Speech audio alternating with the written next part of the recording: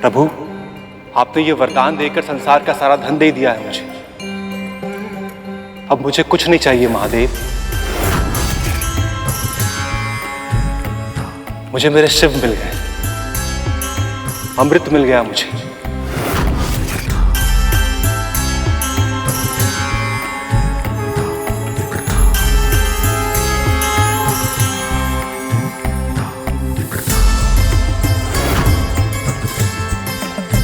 सृष्टि का विधान कितना विशाल, कितना विराट है और कितना तुच्छ हूं मैं, फिर भी मेरे भीतर अहंकार समा गया था। हे प्रभु, मुझे आशीर्वाद दीजिए कि मैं इस क्षण को कभी ना भूलूं और अहंकार के जाल में फिर कभी ना फंसूं।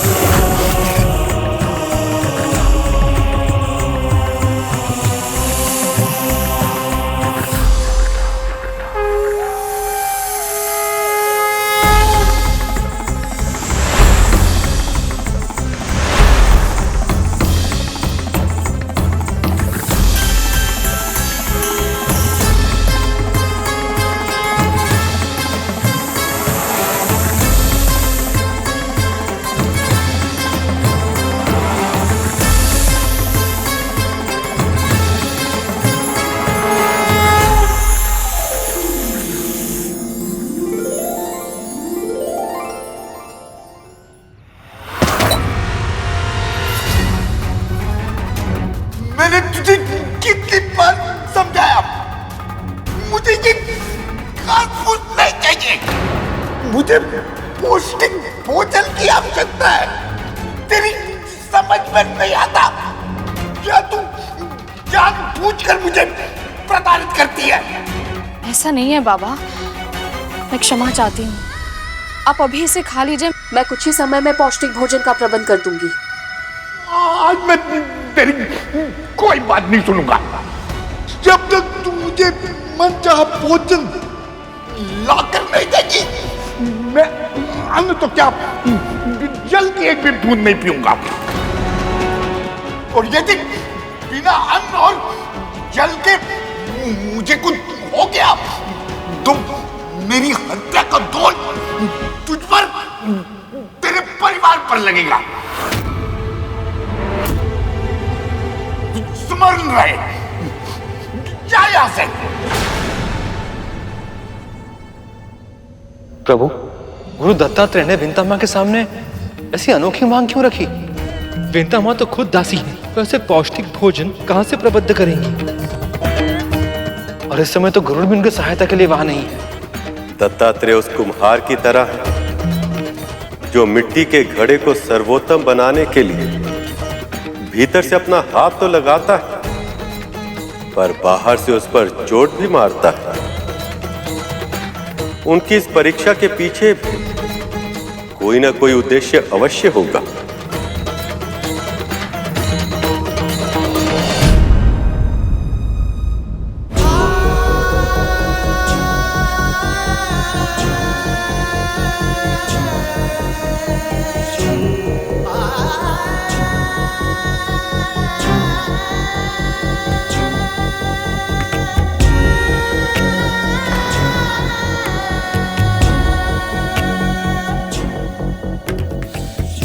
मुझे क्षमा कर दीजिए प्रभु, अहंकार में आकर मुझसे बहुत बड़ी भूल हो गई।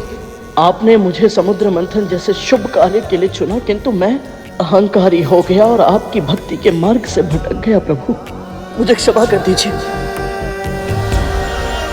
यदि हम भूल से शिक्षा ले लें तो वो भूल नहीं रहती, वरदान बन जाती है गरुड़। प्रभु, आपकी सेवा का एक और अवसर दे दीजिए मुझे। अवसर आपदा से उत्पन्न होता है और इस समय देवता और दानव दोनों ही एक अनोखी आपदा में फंस गए। कैसी आपदा प्रभु? हर बार आपकी इच्छा का सम्मान करना हमारे लिए संभव नहीं है असुरराज। हम असुरों के लिए भी ये संभव नहीं है कि हम देवताओं की हर इच्छा को सहर्ष स्वीकार कर ले। आप समझने का प्रयास क्यों नहीं कर रहे महाराज बलि? हम दोनों दलों में से कोई एक दल ही वासुकी को उसके मुख की ओर से खींच सकता है और दूसरे दल को उसकी पूंछ की ओर जाना ही होगा। और ये अपेक्षा हमसे क्यों देवराज इंद्र? ये तो तर्क शक्ति पे तय होना चाहिए कि कौन सा दल वासुकी के मुंह की ओर होगा और कौन सा दल उसकी पूंछ की ओर। तो फिर यही सही? यदि तर्क की बात करें तो हमारी मां अदिति आयु में और पद में दोनों में आपकी मां दिति से बड़ी हैं। इसलिए चुनाव का पहला अधिकार हम देवताओं का ही होना चाहिए। क्षमा करें महाराज, पर ये देवता भूल रहे हैं कि हम असुर इन्हें युद्ध में पराजित कर चुके हैं अनेक बार, और पराजितों को ना तो चुनाव का अधिकार होता है और ना ही अपनी इच्छा व्यक्त करने का। इसलिए देवराज इंद्र स्वर्ग के अधिपति होने के नाते इस चुनाव का अधिकार यदि किसी को है तो वो है केवल और केवल असुर सम्राट बलि को।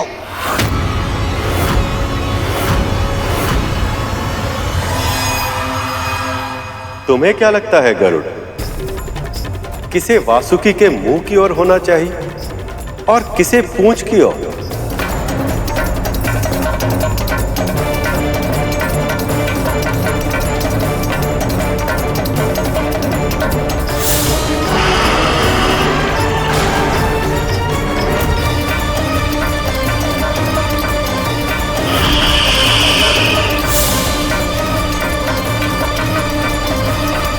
प्रभु, मैं अधिक तो नहीं जानता, परंतु जितना मैंने देखा है, समझा है, मुझे यही लगता है कि जो भी वासुकी भैया के मुंह की ओर होगा उसे 2 गुनी समस्या का सामना करना होगा, 2 गुना श्रम करना होगा।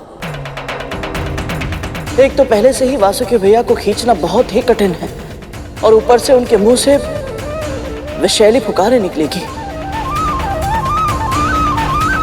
असुर पूजा पाठ तपस्या अनुष्ठान अवश्य करते हैं, परंतु केवल अपने स्वार्थ के लिए, और देव स्वयं के साथ साथ समाज कल्याण का भी विचार करते हैं। इसीलिए न्याय तो यही होगा प्रभु, जो अच्छाई के साथ हो उनके साथ अच्छा हो, और जो बुराई का समर्थन करे उनके साथ बुरा। मैं तुमसे सहमत हूं गरुड़। अब देवता और दानवों के साथ भी ऐसा ही हो, इसका दायित्व मैं तुम्हें सौंपता हूं।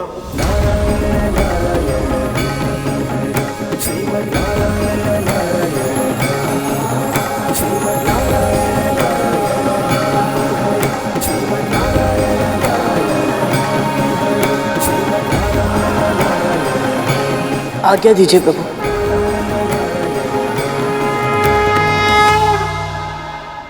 वासुकी भैया की तपस्या सफल हुई मां, और उनके कारण आपको महादेव के दर्शन करने का सौभाग्य प्राप्त हुआ। और तो और आपकी वजह से अब हमें अमृत मिलेगा मां। नहीं मिलेगा, नहीं मिलेगा, नहीं मिलेगा। ये किसने कहा?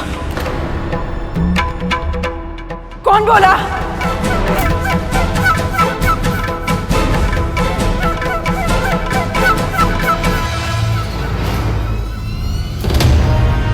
तुम दोनों मुझे ऐसे क्यों देख रहे हो?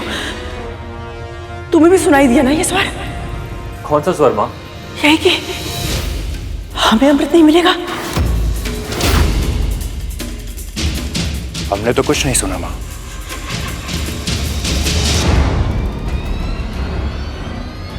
तो मुझे ऐसा क्यों लगा? क्योंकि तेरा मन जानता है यही सत्य है, क्योंकि तेरा मन जानता है यही सत्य है, क्योंकि तेरा मन जानता है यही सत्य है। मुझे ऐसा लगा कि जैसे ये उस बुढ़ी का स्वर है, किंतु ये कैसे संभव है? आप उस बुड्ढे को अधिक महत्व दे रही हैं मां। है ही कौन वो? एक साधारण सा भिखारी और कुछ नहीं। हाँ मां, वो बुढ़ा तो चल फिर भी नहीं सकता, जल और अन्न के लिए तो एक दासी पे निर्भर है। उसे क्या पता कि अमृत क्या है और किसे मिलेगा। माँ, तक्षक और कालिया भैया को कैसे बताऊं कि वो कोई साधारण मनुष्य नहीं है। मैं भी वही सोच रहा था तक तो। वो तो दत्तात्रेय, गुरु दत्तात्रेय, वो जो कहते हैं वो अवश्य सत्य होगा।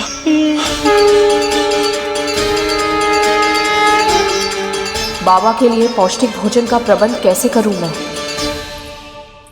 सत्य कहा तुम दोनों ने। मैं व्यर्थ उस बुढ़ी के बारे में सोच रही हूँ। जानते हो तुम दोनों, जब वासुकी ने उस गरुड़ को अपने पास में जकड़ा था, तब मेरा हृदय प्रसन्नता से झूम उठा था। मैं इतनी प्रसन्न तो तब भी नहीं हुई थी जब मैंने उस विंता को अपनी दासी बनाया था, और वो स्वामिनी कहकर मेरे पांव में गिर गई थी।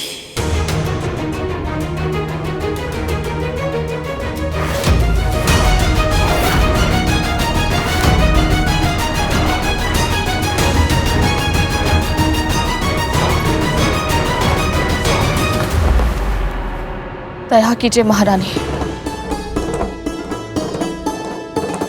कृपा कीजिए।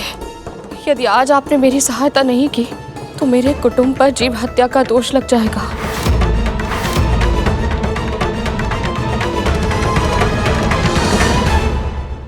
किसी की भी दृष्टि में अब मेरा कोई मूल्य नहीं है। कल की असफलता के बाद ना ही देवता मेरी बात मानेंगे और ना ही दानव। तो फिर प्रभु विष्णु का दिया कार्य मैं कैसे कर पाऊंगा? भूख भी तीव्र लग रही है।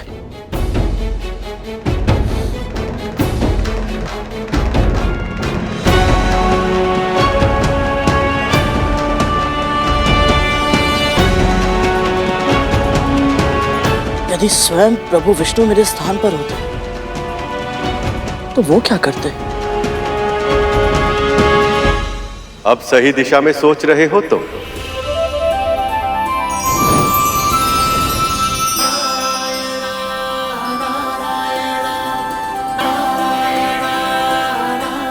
प्रभु आप?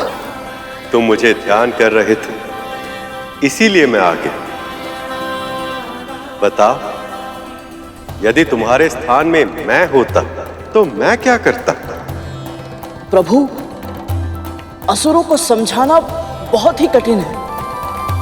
उन्हें जो भी सुझाव दिया जाता है वो उसके विपरीत ही कार्य करते हैं। देखो, तुमने मेरी तरह सोचना आरंभ ही किया और इतनी ही शीघ्र समाधान भी खोज निकाला।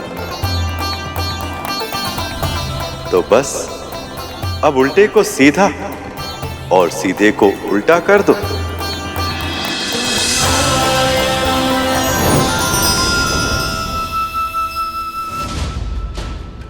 उल्टे को सीधा और सीधे को उल्टा।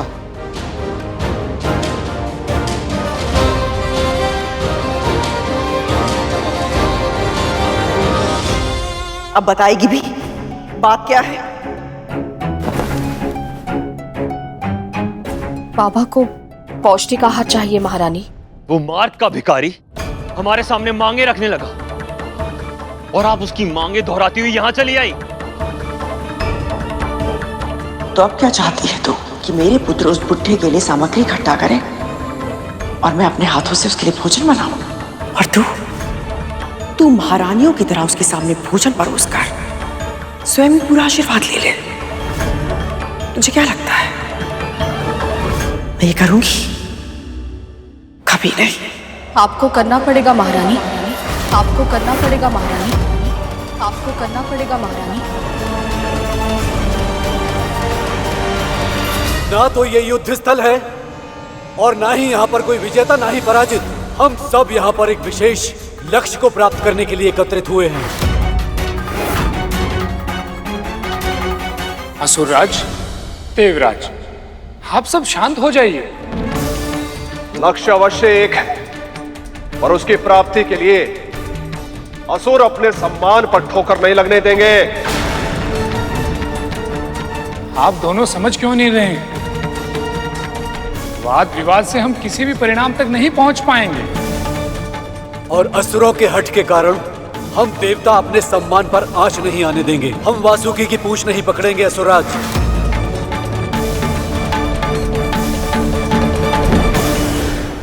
उन्होंने कहा है यदि आज उन्हें पौष्टिक आहार नहीं मिला तो वो अन्न जल त्याग देंगे, और यदि ऐसा हुआ तो उनका वृद्ध तन ये सहन नहीं कर पाएगा, और सहन नहीं कर पाएगा तो मर जाएगा।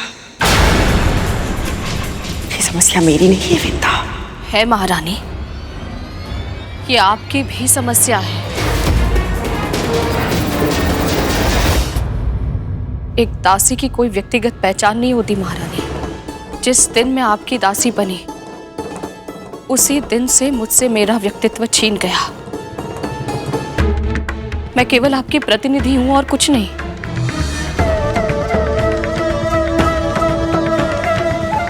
जैसे एक दासी का कर्तव्य होता है अपनी स्वामिनी की सेवा करना, उनकी आवश्यकता का ध्यान रखना, वैसे ही एक स्वामिनी का भी तो कर्तव्य होता है ना, अपनी दासी की हर आवश्यकता को पूरा करना, उसकी रक्षा करना। यदि आज आपकी छत्र छाया में मुझ पर जीव हत्या का पाप लग गया ना, तो इस कलंक से आप भी मुक्त नहीं हो पाएंगी। तू मुझे धमकी दे रही है? विनती कर रही हूं, हम सबके ऊपर ये संकट मत आने दीजिए। पहले ही मेरा गरुड़ और आपका वासुकी एक ऐसे कार्य के लिए गए हैं जिसमें कब क्या होगा कोई नहीं जानता। यदि हमारी एक भूल के कारण उन पर कोई आंच आ गई तो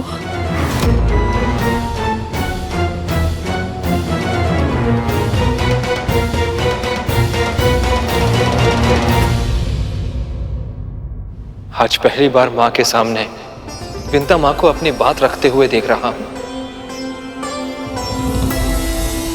वे सदैव दासी के कर्तव्यों के बारे में बात करती हैं, परंतु दासी के अधिकारों के बारे में कभी बात नहीं करती।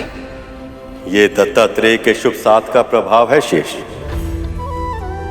वो परिस्थितियों को आसान नहीं बनाते, बल्कि व्यक्ति को इस योग्य बनाते हैं कि वो कठिन से कठिन परिस्थिति का सामना आसानी से कर पाए। तब तो मुझे लग रहा है प्रभु, जब तक ये मंथन पूरा होगा, ये माँ और पुत्र दोनों के ही व्यक्तित्व बहुत बदल चुके होंगे।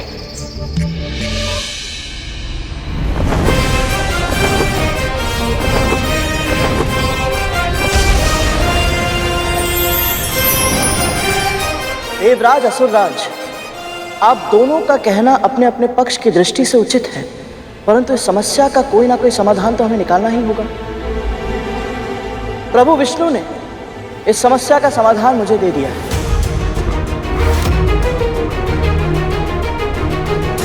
क्या समाधान दिया प्रभु ने? प्रभु का सुझाव यही है कि देवताओं को ही वासुकी भैया के मुंह की ओर रहना चाहिए।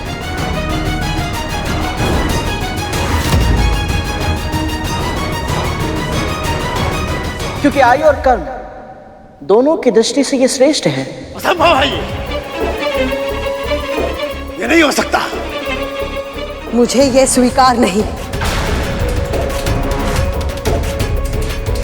क्षमा कीजिए। परंतु क्यों दीदी माँ? एक दास से तट पितट नहीं करूंगी मैं केवल इतना कहना चाहती हूँ कि विष्णु ने हम असुरों के साथ पक्षपात किया है और हम असुर ये सहन नहीं करेंगे। मेरा निर्णय यह है कि मेरे पुत्र वासुकी की मुंह की ओर ही रहेंगे।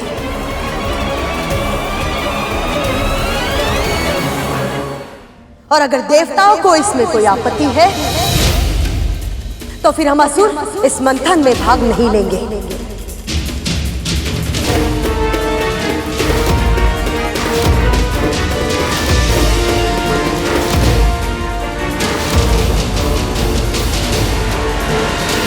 कितनी बार मस्तिष्क उसी कार्य को करने के लिए लोभित होता है जिस कार्य के लिए उसे मना किया जाए। जिस दिशा के लिए पहले असुर मना कर रहे थे, अब उसी दिशा के लिए लड़ रहे हैं। लोभ में लिया हुआ निर्णय जीव को उसके धर्म से और सही मार्ग से दूर लेकर जाता है। वासुकी के मुख की ओर रहने का लोभ अब असुरों के लिए क्या बदलाव लाता है, ये तो नियति ही बताएगी। ये तो समुद्र मंथन का केवल आरंभ है।